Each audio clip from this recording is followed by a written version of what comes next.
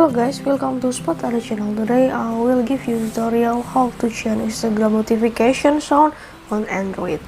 And then before it, don't forget to share, like, and subscribe, and don't miss of any our videos. Okay, let's go to the tutorial. First, we click the Instagram application here, and then you can click the symbol of the down button.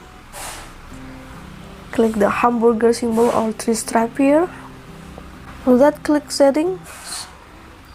Once you are the setting menu, tap on notifications, tap from Instagram, and tap additional in system settings. Scroll down, additional option in system settings.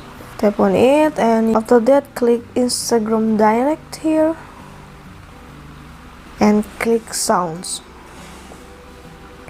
You can choose the one of them, the ringtone or the sound of this. I choose local ringtone, maybe music. Click here. Okay, and this is done. And the sound of your notification is changed. I think this tutorial is done. I hope this video is useful for you, and thank you.